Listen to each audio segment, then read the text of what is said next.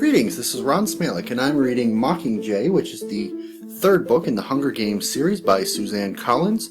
What follows are my thoughts chapter by chapter. Alright, District 15, or Chapter 15, is short and sweet from my comment perspective. The group discusses how they're going to trap them in the nut.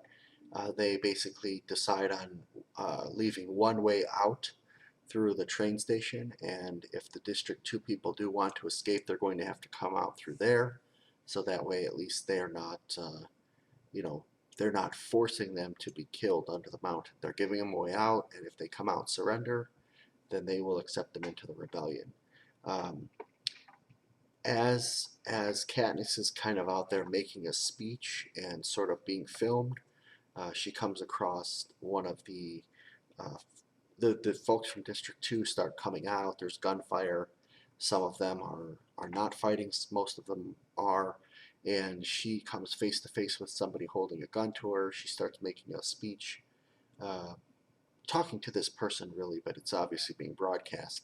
And I think convinces, or we think that she's about to convince this guy to give in. The Capitol's the real enemy. They're making us fight each other. And as she looks up to the TV monitor, she sees herself get shot on the TV monitor. And that's how chapter 15 ends. Another one of those nice cliffhangers. Chapter 16. So Katniss wakes up in the hospital. She has been shot. It wasn't by the guy she was talking to, but someone else back further in the crowd. Johanna comes and visits her, and basically Johanna's been stealing Katniss's morphling. She's developed a bit of a morphling addiction based on the torture that she went through while she was in the Capitol. Katniss has had her spleen removed, but more painful and probably longer duration of pain are the bruised ribs that she has. Um, Joanna is here. I think in this chapter, Johanna's conversation with Katniss was put in here for the reading audience, and basically she's directly recognizing Katniss's flaws, the whole love triangle, the way that Katniss treats people. She's not very social. Sometimes she thinks, um, almost thinks the worst of herself. Basically, brings all these flaws right out into the open and acknowledges that Katniss is a flawed character. And I think that diffused my sort of growing irritation with Katniss of like, you're so forward and you tell and you do exactly what you want, and yet you're still so caught up in this love triangle thing. So I think that this particular sequence needed to be in here for what comes next. And basically, at this point, the districts have now been reunited together, and so it is all the districts in rebellion against the capital.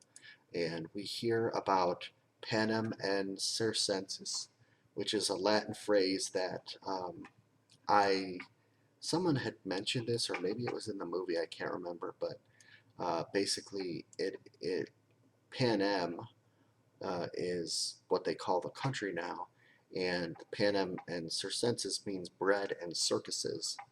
And the way that they use this as an inside joke is that all the districts have been providing bread and providing circuses through the Hunger Games to the capital, and now that they've cut off those things, the capital is basically screwed.